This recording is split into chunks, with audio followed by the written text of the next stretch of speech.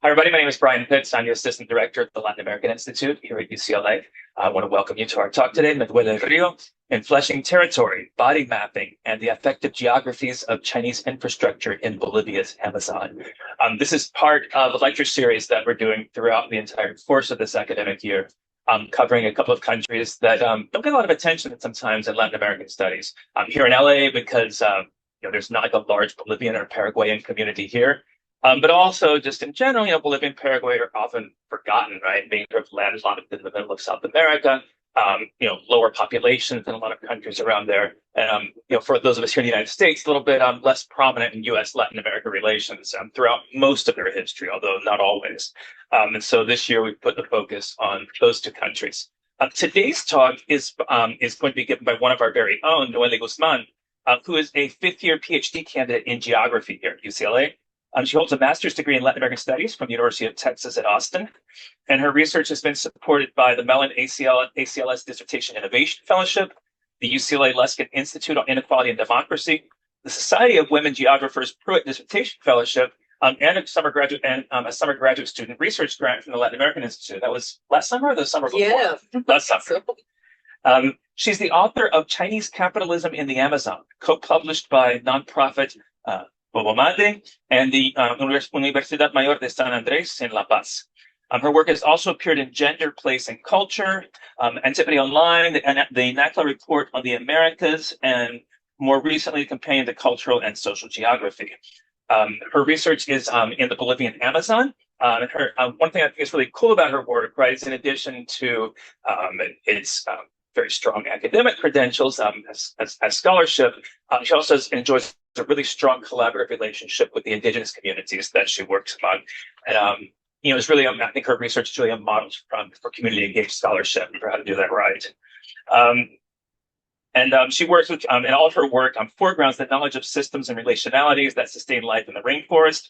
Her research examines the intricate relationships between indigenous communities, the Bolivian state, and large-scale infrastructure projects of transnational interest anchored in the Amazon.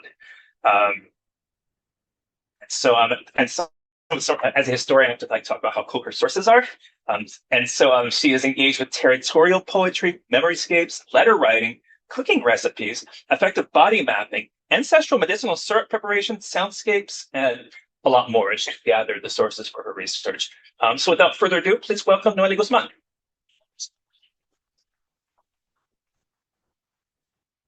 Hi, everyone. Thank you so much, Dr. Pitts, for such a generous introduction.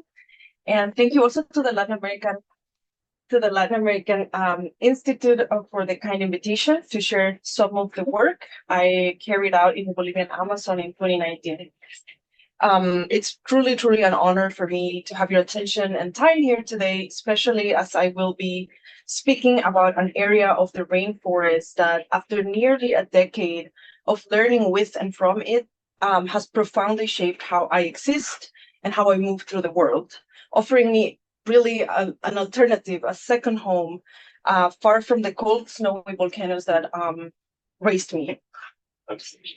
In this talk, at least the second half of it, we will be guided by the girls of the Santana de Muceruna community, located in the multi-ethnic indigenous territory team in Beni, Bolivia.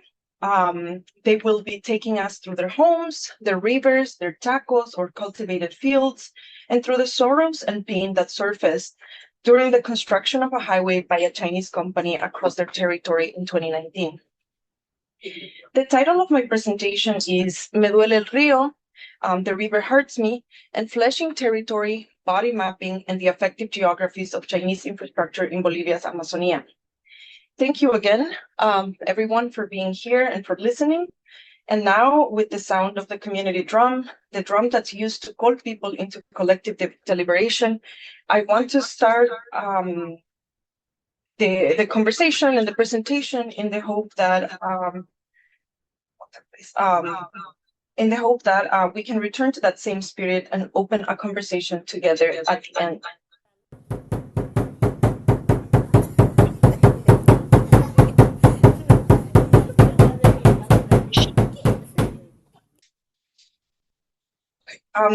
Today's presentation will unfold in three parts. First, I will lay out the context for this case study, situating China and the Santana de Muceruna community, as well as explaining where this inquiry comes from. Second, I'll turn to the question of knowledge, or more specifically, learning how to know, where I'll talk about the research experience. In this section, we will walk through not only what we know or what I've learned through this process, but how I came to know it, right? Speaking about the processes that shaped this research. And third, we will be going over Andares and interpreting, where I'll analyze the maps and data produced and ask what might collaboration look like if we are committed to research that is just. What does co-interpretation actually produce analytically, ethically, and politically? And what becomes possible when meaning is made together rather than extracted? So let's get started. To begin, I want to take you to the Santana de Muceruna community, historically home of the Movima people, one of the 5 indigenous nations that make up the multi-ethnic indigenous territory team, or alongside the Mujeño Ignaciano, Mujeño Trinitario, Yuracare, and Chimane peoples. Here in yellow, you can also see the highway that I will be talking about over the course of this presentation. The area that you see here, also known as the Gran Mojos, specifically here in light blue, is one of the regions in Bolivia with the highest concentration of indigenous communities. Across the territories surrounding the highway corridor, there are close to 150 communities from different indigenous nations, including some classified as being in initial contact or initial or recent contact, such as the Chimán. It is here, along what is now known as the San Ignacio-San Borja Highway, that a Chinese company established operations to build a road designated as a project of national priority. This highway was meant to connect the Andes and the Amazon, particularly benefiting cattle ranching and agribusiness elites seeking to open new frontiers into the forest and close as much as possible the gap toward the Brazilian border and its markets. When I began my research in early 2016, the communities along the corridor shared 2 things in common. First, none of them had been consulted about the project. And second, the early waves of construction activity were already making people sick, polluting and drying up the water sources and rivers, and driving away the animals and families that rely on these livelihoods. At the time, most of the people I spoke with told me that they first realized a highway was going to be built when trucks from the Bolivian Highway Administration, or ABC, began passing through the area, taking basic measurements along what until then was a narrow dirt road surrounded by very tall trees. It didn't take long before those same trees began to fall. Soon, buses arrived carrying hundreds of workers brought directly from China for the construction work, and dump trucks and bulldozers quickly dominated the landscape. When community members raised questions or voiced their concerns, they often encountered the same response. There's no translator yet, nothing can be done.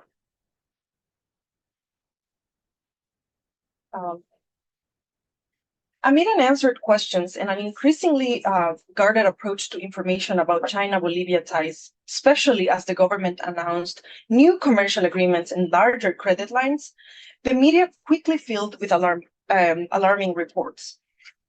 Chinese companies across the country were facing repeated accusations of very serious labor violations and abuses involving both Chinese and Bolivian workers, as well as reports linked to wildlife trafficking. In Amazonian communities, people described seeing Chinese workers handcuffed to one another, as we can see in the picture here, and at times restrained to trees under intense heat during shifts that could stretch into the early hours of the morning. These accounts were widely interpreted as evidence of forced labor and enslavement, with some suggesting that the workers may have been transferred from detention centers in China. Bolivian workers for their part, reported violent treatment by Chinese supervisors when they asked for breaks. Testimonies include attempted strangulation, severe head injuries inflicted by supervisors, an incident in which a Chinese worker repeatedly tried to run over workers with a tractor during their lunch break, and another in which a worker suffered burns of his neck and shoulder after being doused with boiling water by his supervisor. This banner that we have here reads, "Stop the physical and psychological aggressions by Chinese business owners. We demand respect for Bolivian workers." These reports were accompanied by broader complaints, generally talking about the lack of adequate food, unpaid wages, and extremely precarious living conditions in the campsites. The trafficking of jaguar fangs and pelts, which remains a persistent problem in the Bolivian Amazon, also exposed emerging trade networks that, according to the 2019 IUCN report, were directly linked to Chinese workers involved in infrastructure projects. Some of the Chinese nationals investigated for these crimes against nature, which in Bolivia is legally recognized as a rights-bearing subject, explained the hunting and trade as connected to Asian traditional medicine. These explanations contributed to a growing wave of xenophobic sentiment among the broader population, a problem that only exacerbated later during the COVID-19 pandemic. Less often discussed, however, is how these very same dynamics also led to the criminalization of local community members who were at times drawn into or accused to be part of these networks. In these photos or pictures, you can see how envelopes and the interiors of stuffed toys were used to ship fangs through the Bolivian mail system. We can see also how jaguar pelts were transformed into hats and wallets, and how dragons and other Chinese motifs were attached to the fangs, presumably to use them as accessories. Taken together, labor abuses, wildlife trafficking, and the tensions surrounding both reveal how China's presence was experienced through multiple embodied forms of violence, of workers' bodies, the dismemberment of animal bodies, and strikingly, the relative absence of attention to women's bodies in the available accounts.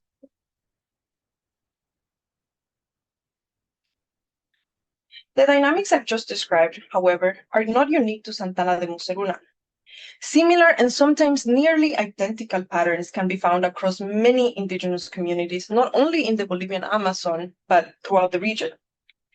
This is particularly true in countries such as Ecuador and Peru, which are among the main recipients of Chinese infrastructure loans and credits in Latin America, and also farther north in places like Mexico, as China is today Latin America's main trading partner.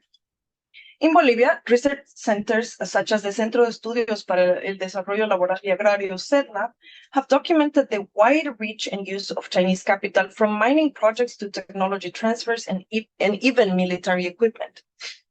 Among these sectors, however, infrastructure has stood out as a central national priority. While there is no doubt that the traditional Western lenders and financial institutions such as the World Bank, the Inter-American Development Bank, and the Development Bank of Latin America and the Caribbean, CAF, continue to dominate Bolivia's financial landscape, we still have data, according to the Bolivian Highway Administration, that points that since 2016, China has become one of its primary sources of financing, reaching its first place in 2018 with 35% of the total approved budget. Adriana Zapata, a researcher affiliated to the Mexican Research Center CECIMEX, notes that by 2020, infrastructure had become the single most significant destination of Chinese financing in Bolivia, accounting for more than 51% of total loans and credits. Promoted under the banner of national integration, road projects, bridges, and large hydroelectric dams advanced very rapidly across the country, often located in indigenous territories. The two projects that you see highlighted here in red have drawn significant attention precisely due to the labor and environmental and indigenous conflicts that I explained before. These projects are the Rositas hydroelectric power plant and the Runavaque Riberalta highway, where I also conducted research. Across the region, infrastructure has now become a central focus for Chinese contractors who not long ago were concentrated primarily in the energy sector. And access to up-to-date data on Bolivia remains very limited today. Aside from a few visible cases, such as the lithium-related development projects pursued by China that you can see here on the screen. But still, what we do know is that China's engagement with the region continues to expand, both in long-standing extractive sectors such as mining, industrial agriculture, and increasingly beef production, which shape much of the material relationships with China, and in the growing demand for the so-called green transition minerals tied to global energy shifts. In the case of beef, Bolivia has exported to China since 2019, following agreements negotiated under then President Evo Morales. The current administration, led by right-wing President Rodrigo Paz, who was elected in October last year, has recently suggested it might reevaluate commercial relationships with China, potentially suspending beef exports. Yet this situation, of course, remains fluid and contested, especially since cattle ranching elites retain a very strong political influence and the direction of policy is far from settled.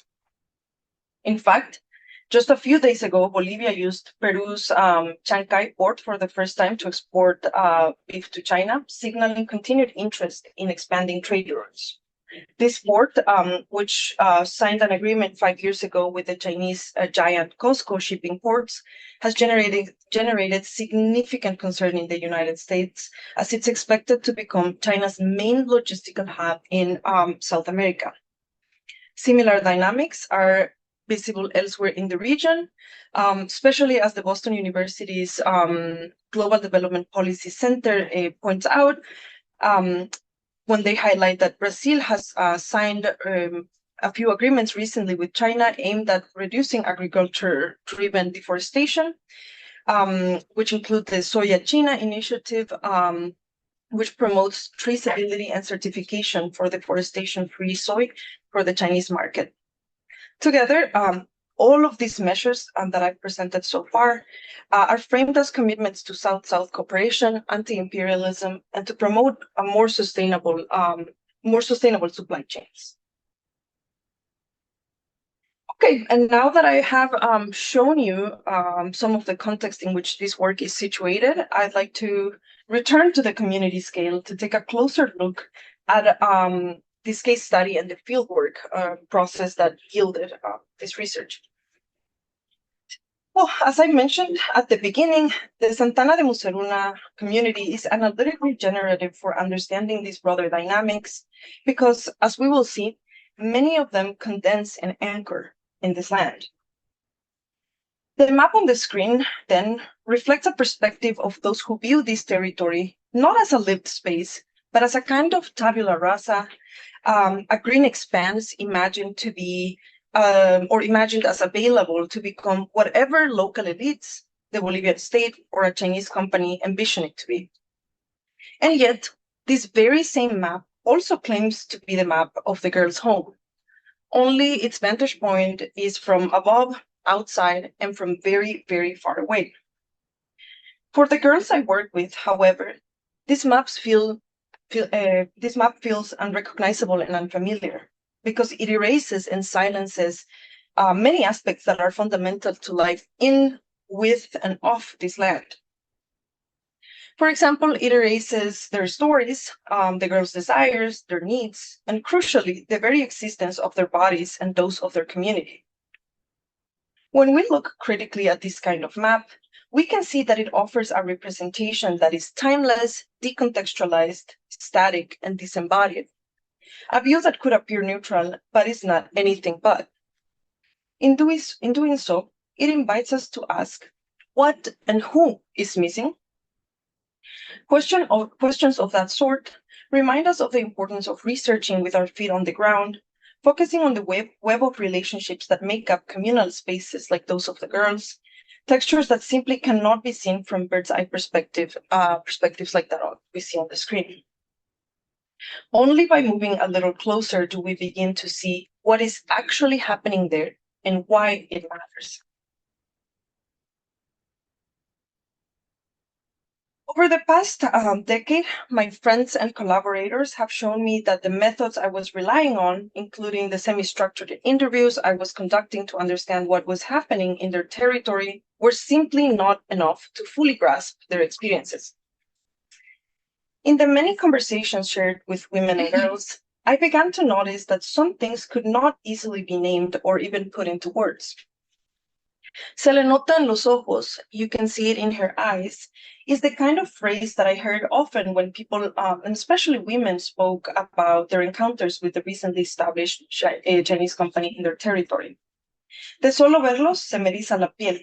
Just seeing them gives me goosebumps or makes my skin prickle. And other comments of this nature pointed to an experience that was shared, layered, and inseparable. Something that could not be reduced to external material or supposedly disembodied economic dynamics. Clearly, the task seemed to be to learn how to feel. But how can we interrogate that relationality that the girls and women spoke about when most geographical and mapping methods are built upon homogenizing assumptions about the subjects, spaces, places, scales, and meanings that organize territoriality? Reflecting on these limitations and betting on the possibility of a feminist, anti-colonial, community-centered, and liberatory academic grammar, I asked the following question. What comes into view when words are decentered in order to understand the effective yet tangible forces woven through Santana's women and girls' bodies and territory? And critically, how can this tell the story of the ongoing reconfiguration of the team? This and through close dialogue with my maestras and collaborators is how I came to encounter indigenous feminisms and their many theorists, women who had already been weaving their ideas and practices throughout Latin America, challenging colonial and patriarchal structures with visions deeply rooted in their territories, memories, and ancestral knowledges. Here, I wanted to show you just a few of the many faces of Latin American indigenous feminist thinkers who have been true teachers to me. While I won't have time to do justice to each of their contributions, I do want to make their presence visible, as they are women who have taught me the importance of weaving conceptual lineages to open new paths in these directions. Moira Millán, Mapuche, from Argentina, has proposed concepts such as terricidio or terricide to name the destruction of the earth, and has also called for the cultivation of ancestral arts of living with and on the land. Berta Cáceres, Lenca, from Honduras, whose murder remains in impunity, devoted her life to defending and restoring the historical relationships of her people with rivers, mountains, and forests, and also drawing connections between the defense of these territories from corporate exploitation and the defense of women's bodies from the violence that comes with it. Anastasia Candré, daughter of the Huitoto and Ocaina peoples, writing just one generation after the rubber boom atrocities took place in La Chorrera, Colombia, left behind an extraordinary legacy of visual art, poetry, and songs, works that speak to the vitality of memory and to indigenous sciences carried, nurtured, and transmitted by Amazonian women. Nina Walinga has been at the forefront, Quechua, has been at the forefront of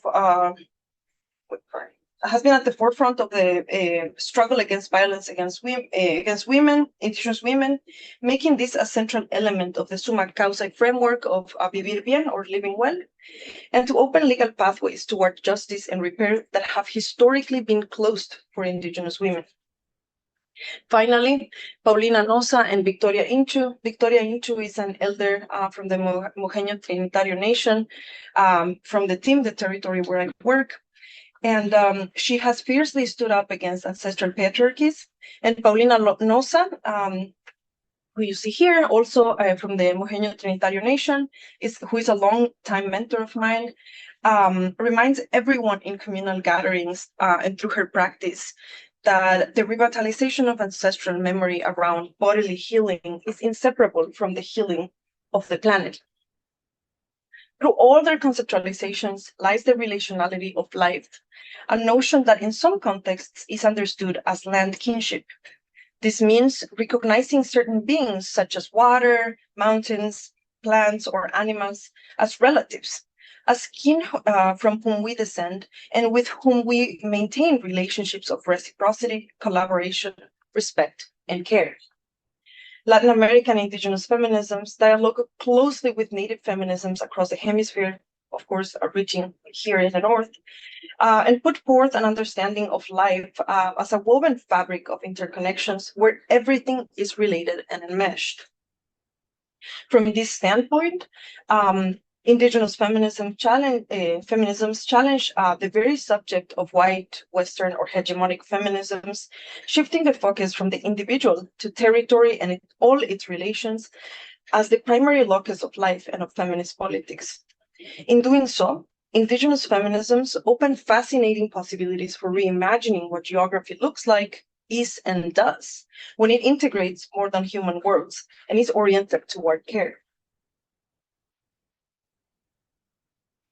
The everyday experiences and comments that I shared just a few minutes ago, shared by my collaborators, resonated strongly with Lorena Cabnal's theorization of cuerpo territorio, body territory. Lorena Cabnal, Maya Shinka, as much as Adriana Guzman, have taught us that capitalist processes are never race or gender neutral. From this standpoint, I return to Cabnal's concept of cuerpo territorio, written as a single term to emphasize its meaning as an indivisible unit, or what I think of as an amalgamation.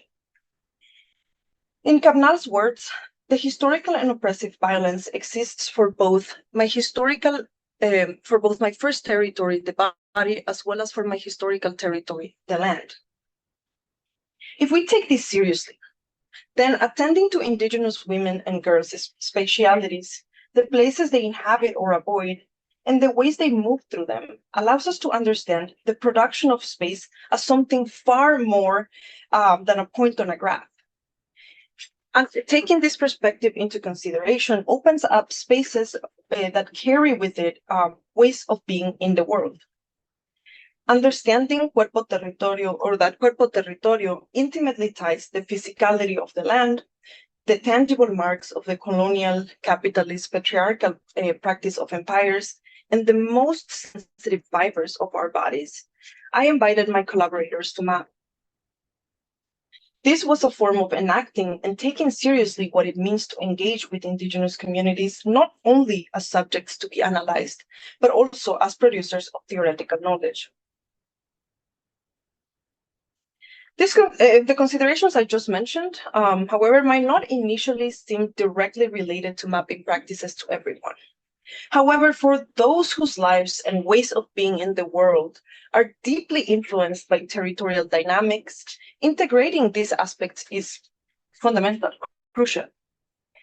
It is thus essential to remember what human geographer Dennis Cosgrove emphasizes. To map is in one way or another to take measure of a world, and more than merely take it, to figure the measure so taken in such a way that it might be communicated between people, places, or times. The measure of mapping is not restricted to the mathematical. It may equally be spiritual, political, or moral. By the same token, the mapping's record is not confined to the archival.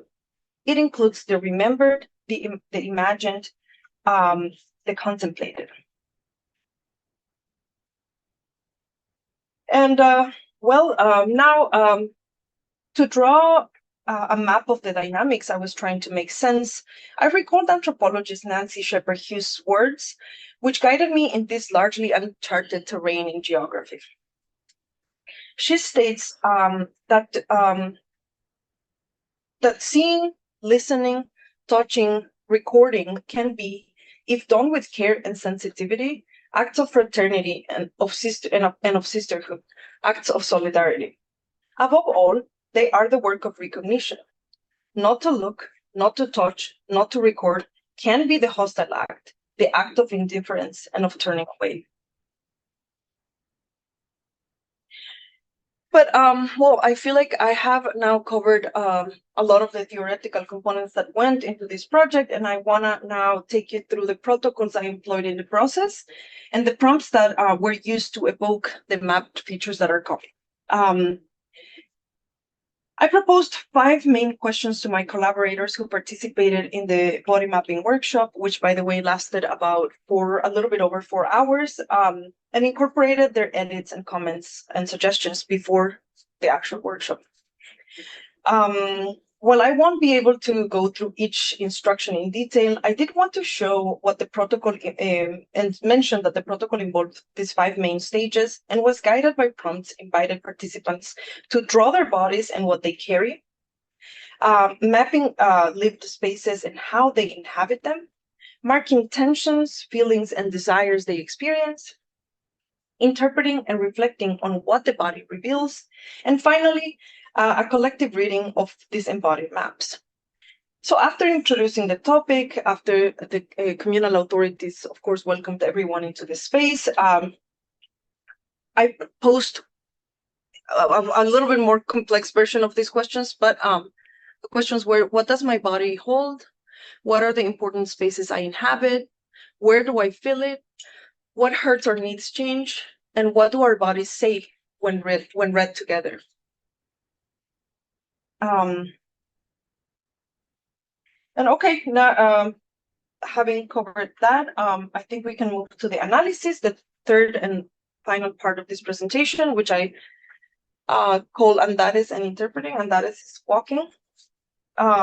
Here we have 3 of the maps drawn by 15 girls in 2019 in Santana de Museluna, which are the center of this analysis. Their narrations, as you will see in a second, pointed to several directions with commonalities and divergences, which have been organized in these 3 categories. The first category is hope and dreams. The second one is fear, and the third one is violence, damage, and pain. As their names suggest, these 3 categories map the girls' affective geographies, each shaped by distinct gut feelings connected to particular spaces. Let's go over the first categorization, hope and dreams. For this section, I noticed that the girls had emphasized 3 critical areas: family and home, common spaces such as the school, the cabildo or town hall, the field or cancha de fútbol, among others, and nature. The hearts you see here on the screen represent places where the girls feel joy, love, and safety toward their families, neighbors, forests, and animals. They have pointed out that their throats let them know when they're happy, that they feel joy in their legs when running and playing soccer, in their hands when touching and doing things, and in their heads and ears with dreams, ideas, and songs. For instance, one of the maps showcases a house in the heart area with the words, "With my family, I feel safe." We see that here. Another map mentions Santana's families being united, kind, and respectful. And similarly, we also notice the presence of the school here, central to this map. And this is a particularly significant site for this case study, as the community associates it with the company's presence and with what the road has made possible, something that the vast majority of community members feel would have been unthinkable without the company. For the girls, the school is a place of growth, joy, and pride. In another area, we see the affection they hold for the cabildo, which I think is, here, for the cabildo, or town hall, the physical space where community deliberation and decision making take place, and where the girls imagine themselves one day leading their communities. Similarly, in one of the maps, a girl expresses her aspiration to become a teacher, placing this dream on her forehead.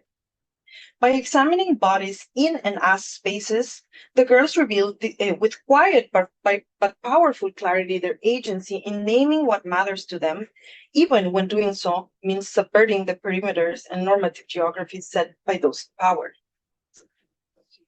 The girls locate their okay. Now, looking into the fears category, we can see that the girls locate fear in their hands, near their legs, and in their stomachs and hips. When asked to elaborate, they mentioned fears such as staying home alone or drowning in the river. They also depict the highway and trucks quite centrally. In one of the maps, we can see that a truck appears between the stomach and the genitals, and is accompanied by a striking warning label that reads "peligro," danger. That'll be here. Another girl, in another map, we see a girl standing alone at one end of the highway with her house at the other, a place also named as a site of fear and pain, which, sorry, that would be here. In their explanations, the girls emphasized another crucial element, the troubling behavior of some workers. They described shouts, intimidating laughter and whistling, objectifying gestures, sexual jokes, and other forms of harassment. These encounters contribute significantly to the fearful landscape they describe, one that largely revolves around the highway and its workers. At the same time, their accounts invite us to sit with the ambiguity of this space. The highway emerges both as a site of opportunity, enabling access, for example, to the school, and also as a site of fear. Another location associated with fear is the cantina, which you can see here, where workers gathered on weekends to drink, a dynamic that repeatedly generated extreme stress for women, and on more than one occasion led to trucks crashing into their homes in the middle of the night. As we can see, for Santana's women and girls, the company's presence is experienced as predatory both in their body and across their territory. Now we're moving to the last category, violence, damage, and pain. And we can see that through the body mapping process, which was understood as a shared reflective space, the girls collectively named experiences of pain and violence that they would not usually discuss with friends, at school, or at home. Their affective geographies thus reveal how and where their embodied spatial lives become painful. Pain, harm, and violence are represented through band-aids placed on the maps. The girls mark their hands, arms, hearts and chests, genitals, and faces also, as well as animals, as sites where different forms of suffering are felt. They associated these pains with negative thoughts, difficult memories, school pressures, daily chores, and family or communal tensions.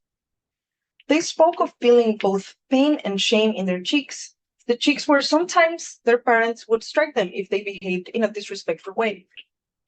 One map, for example, reads, "There are things we need to heal at home." In these moments, the girls shift attention away from the highway and the company, directing it inward to the violences embedded in everyday domestic life. The interlocking nature of violence becomes visible in the girls' maps. They show us that violence is not only something external, but relational and internal as well, calling us to examine how it is produced and reproduced within the community itself. The band-aids placed on nature further extend this relational geography of harm. Across the maps, the river is consistently depicted as a wounded site. In one drawing, the word sanar, or to heal, which you can see here, and we can also see in different animals. We can see the cow here with a band-aid, and also the ducks and the rivers also here. Well, I can't really do that, but you can see it. It's been marked. Nature has been marked as a wounded site. The word sanar, to heal, is written across it. The river, which is celebrated for its strength and for connecting families, is understood as damaged by pollution largely attributed to the company. This contamination is linked to the deaths of animals that live in or depend on the river, while the girls and their families are also present on these rivers and continue to rely on it for transport and fishing. We can see that here in over there as well. Another map reads, "Do not cut trees." The girls explain that road construction has felled many trees and that they wish trees to be treated with kindness and respect. They connect the loss of trees to the deaths of animals along the highway, recounting how company trucks often failed to stop for snakes, capybara families, dogs, turtles, foxes, and other animals that once moved freely around the area. These deaths and harms, reflected in their desire to heal the polluted river, causing harm to fish and driving animals away, extend to ducks, chickens, pigs, and cows, also depicted on the maps. The presence of band-aids on nature poignantly illustrates how bodily and territorial suffering are inseparable and amalgamated, offering a powerful window into the intertwined affective processes linking cuerpo and territorio. And well, as we near the conclusion of this presentation, I would like to share just a few additional insights regarding the lessons I've gleaned about research as a space of contention during my time working with the team. One fundamental realization has been that the research process itself must be a subject of analysis, co-interpretation, and negotiation. In this particular case study, the images on this slide illustrate the outcome of one such negotiation. Towards the conclusion of the body mapping workshop, a girl raised an unexpected question. Where will these maps be displayed?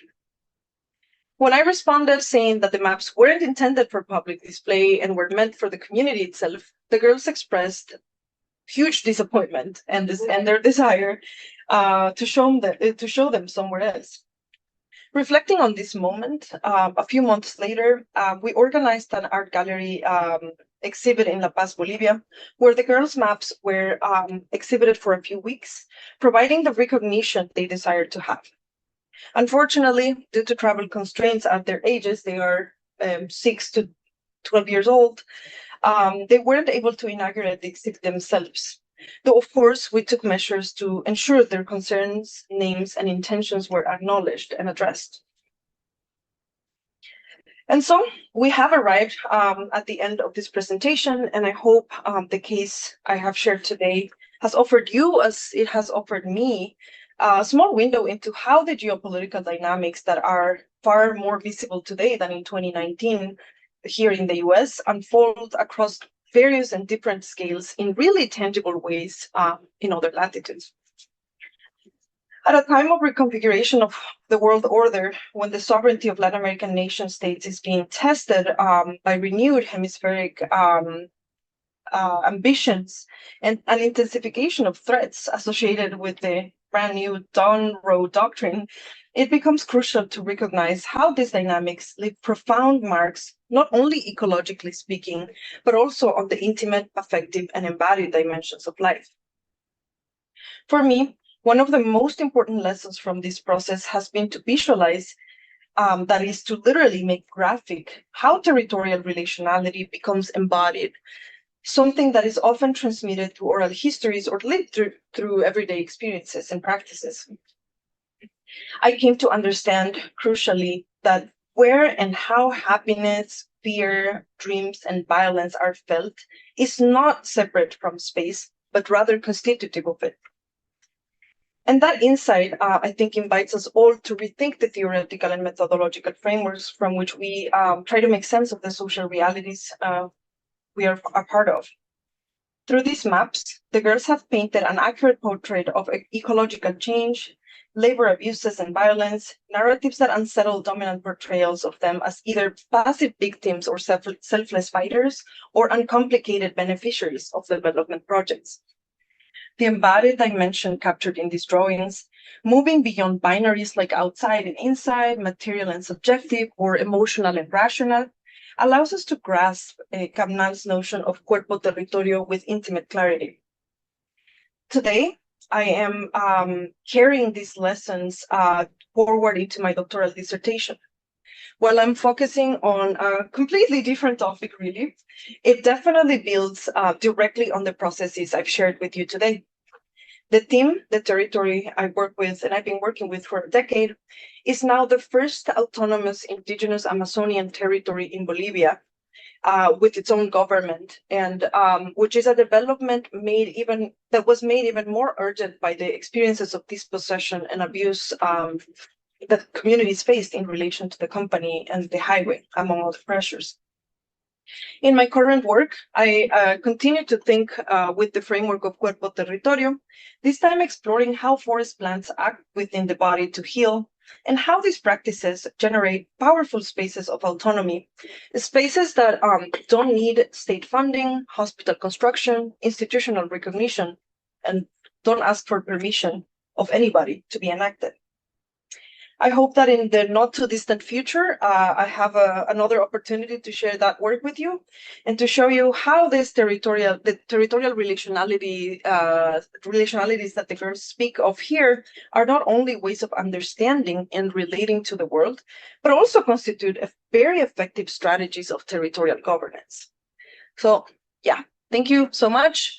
And if anyone is wondering where to find sources for this work, you can scan this QR code.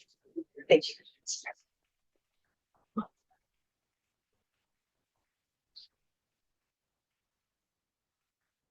Thank you, Noelle. So we are going to take questions now.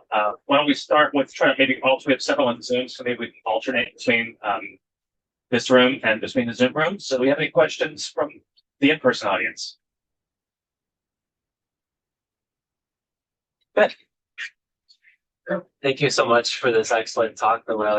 This is the first time I've heard all these things connected this way from you, which is really interesting to hear, especially like provocative, I think, was the section about the jaguar skins, and then that fitting with your idea of fleshing territory, and then as well the photos of all the incredible indigenous women thinkers who rely on to see your epistemology like that was amazing. So I have two questions for you. One is that obviously, based on your chapter and what has been written, epistemology of cuerpo territorial, this is a method coming from decolonial indigenous feminisms in Latin America. Do you see a use for this method in working with young boys from territories? Yeah.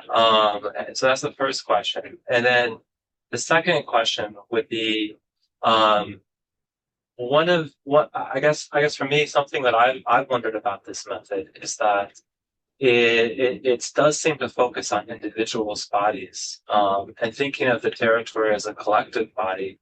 How does your use of the method kind of balance between the individual being the body being the original territory, as you said, and then thinking about, well, what do these bodies say together as a collective body territory? So those are two questions that came to. So should I answer those two questions first? Okay. Well, no, yeah, thank you. And regarding the boys, actually, something that I'm rarely able to mention is that this was a controversial activity for sure, because boys wanted to like also join, and they actually did. However, they didn't want to join the girls' spaces, so they decided to map on the side, and their maps, which I still have pictures of, are completely different. To be honest, I'm not super sure how we could adjust and adapt this methodology to meet the logic of like boys, but what I did see on their maps is that they basically turned everything into the soccer field. Like that was so it was really funny, but also like what? Because it was like literally the map. If you were to see it, it was like at some point I want to show those pictures actually because it was like the girls, as you saw, their drawings are like quite, flowy, and if I don't explain really what happened, you could think like, what is this? Like you can't really understand. Whereas the boys' maps were completely organized.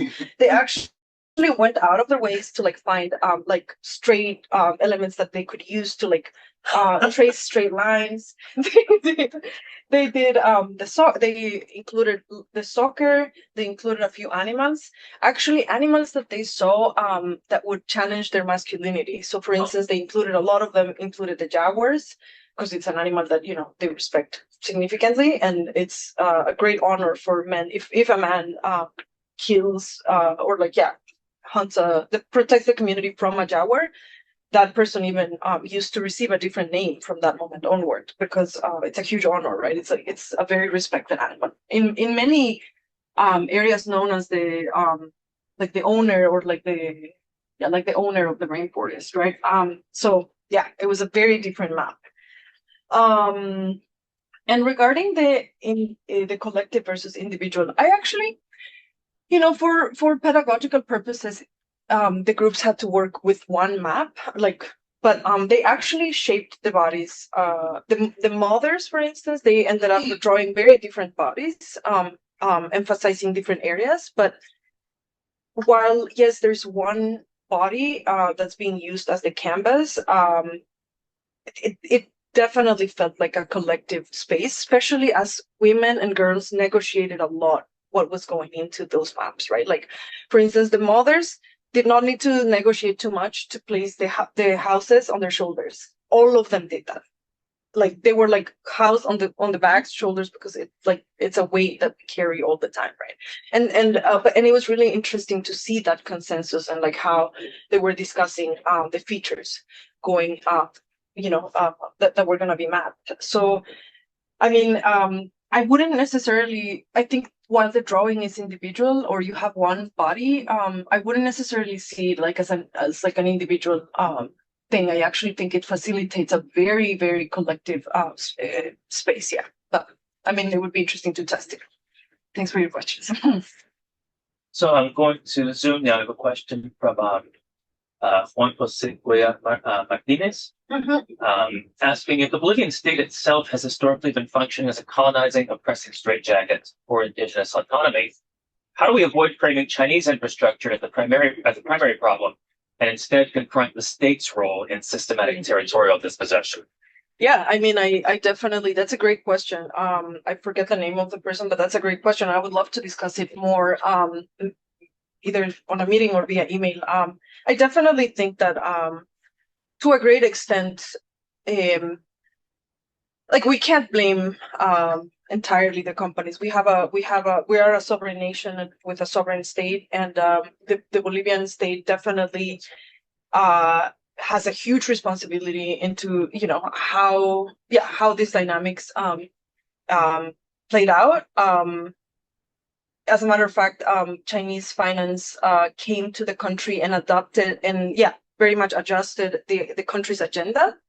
The government, the national government, is the one that decided what projects they wanted to prioritize, and how those projects were going to be carried out. I mean, the labor abuses and reports could have been addressed differently, but the government agencies were the ones delaying the process and basically neglecting the workers in their processes. So they created to a certain extent there was a vacuum there that nobody seemed to want to address. Yeah. So I don't know. Yeah, and also I think it's important that the question is really important because I'm often reminded that this presentist dynamics sometimes make us forget that really after from the 19th century onwards, the state is the main colonizing force in Amazonian territories, nation states. Why don't we go ahead, if you don't mind, stop the screen share so that the audience online can see you answering the questions. Do we have questions from out of the room? Thank you, Molly, for the presentation. It was really illuminating. Learned a lot. And something kind of caught my attention. I think you mentioned that this territory is the first multi-ethnic indigenous territory recognized by, I guess, by the state, the Bolivian state. I would like to hear more about how that process actually works, you know, legally or in terms of the bureaucracy that is involved in the recognition of this particular. Yeah, I think it's a great question. Right now, the team, like I said, is the first Amazonian indigenous territory that has received the recognition of autonomous. Like it has received it's the first Amazonian territory labeled as autonomous. But Bolivia has a long tradition of both grassroots and also from the perspective of the state. I feel like from both perspectives, the question of autonomy has been fought for quite a while. Andean communities have a large, very long history of struggles for autonomy, and I think the process. What makes this case interesting in the Amazon is that Amazonian communities have a very different tradition and form of organizing politically. While in the Andes, I feel like most communities had already been quite adjusted to like the notion of the state, the logics of the state, the times, right? Like how to make a request, what should we expect, what's the language that we need to use for this to make these demands legible. Amazonian communities didn't necessarily have the same exposure, which translated into pretty serious, in my opinion, violent acts, which included, along the process of recognition, basically things that to many might sound like small, but for instance, they were forced to carry out an election on completely different terms. While traditionally community members would have gathered and discussed who they wanted the president to be or the main authority to be, this time everybody needed to vote using like a ballot. There were other requirements that we were actually talking about with Dr. Pitts here earlier. For instance, the state came up with the requirement of the libreta militar, which I'm not sure the translation for that, but it's like it's a certificate basically that you receive when you have gone to the cuartel, which is a requirement that you have to comply with if you want to be an authority. Of course, most of these communities, especially for instance the Chiman nation, that is, like I said, that has been recently contacted. Of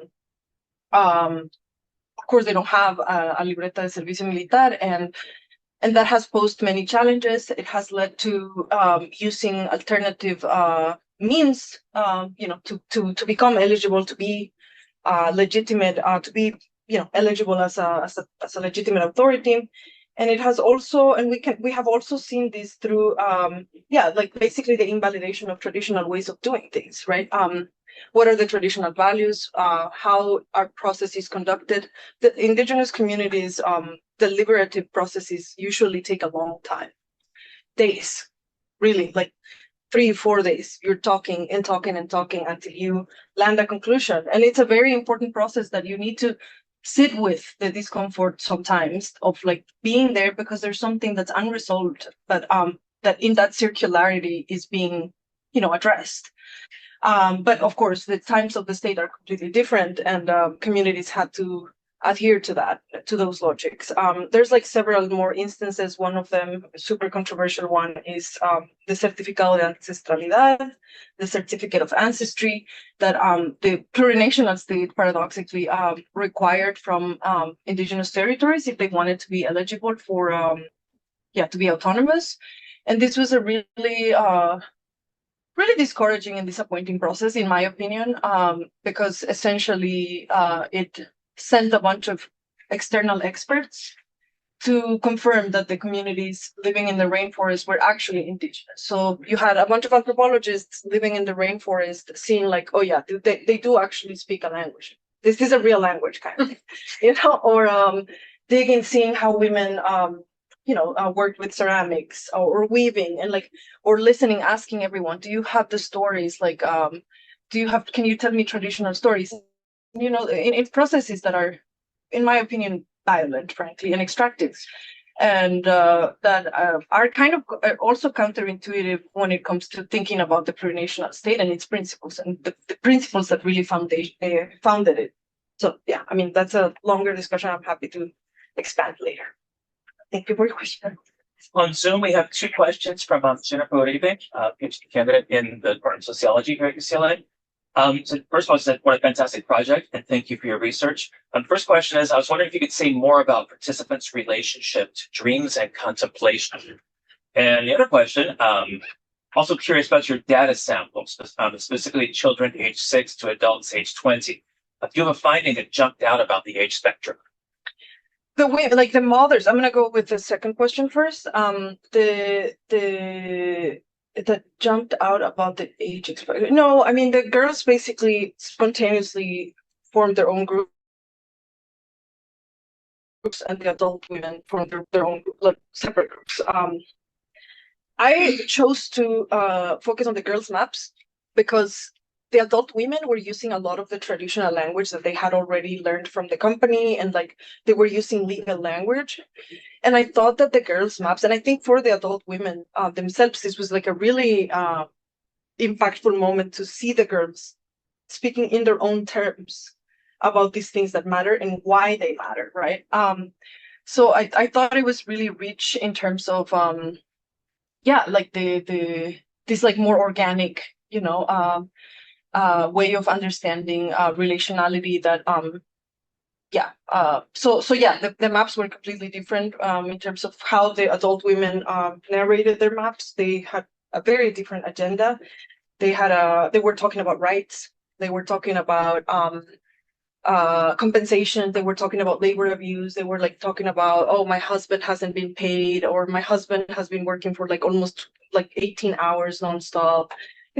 Obviously really valuable information, undoubtedly, but I thought the girls' maps had something else that I thought was valuable, and I decided to focus on those. So I hope that answers the question, but if not, feel free to email me and I'm happy to expand. Sure. And the other half of the question, or the other question, was about dreams and contemplation. Oh yeah, dreams and contemplation. I'm not super sure I understand what that means. The girls shared that they wanted to, their dreams, like I said, one of them was like, oh, I want to be a teacher. A few of them wanted to join the military.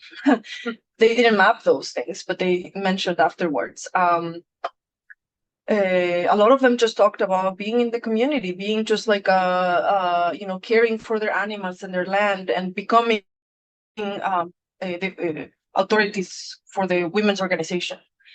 That was largely what they discussed, but the maps that were, the features that were mapped included specifically the teacher one, yeah, which was I think a really interesting insight, because the school really brought a lot of expectations for the girls, right?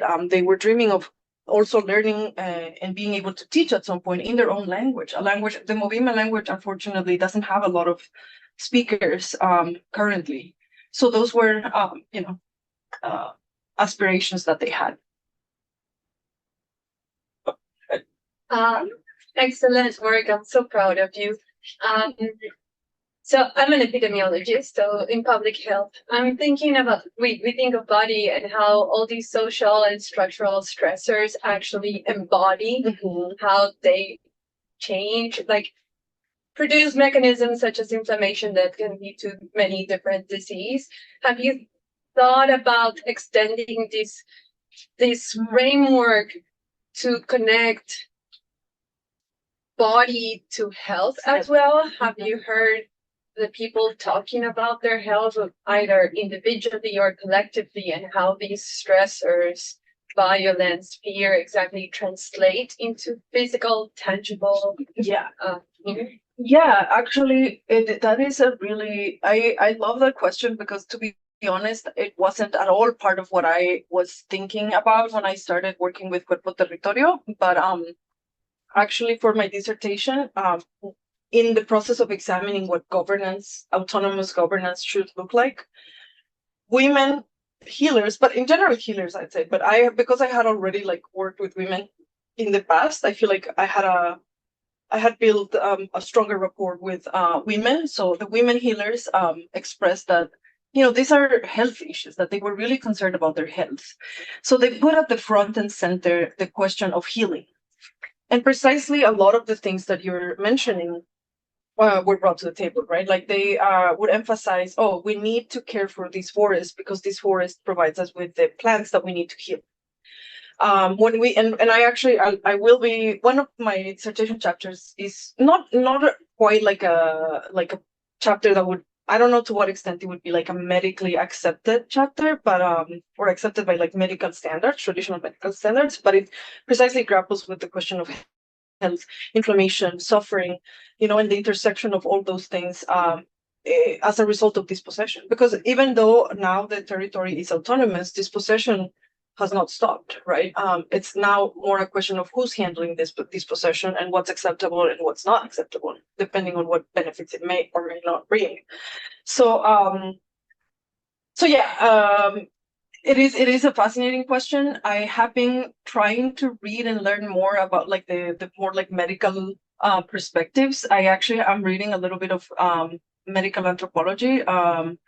One of the authors I cited has worked with those concepts, but for the Amazon, you have like a very the literature is kind of like it goes in two directions, like either very like biological, looking at like the very like all the cells of a plant, or you have like the anthropological perspective that focuses exclusively on animism, I think it's called, right? Which is like how plants are alive, and so there's not really like a middle ground. And what I encountered in my fieldwork is precisely that kind of middle ground, and I'm trying to make sense of it. So I'll share the chapter when I have it.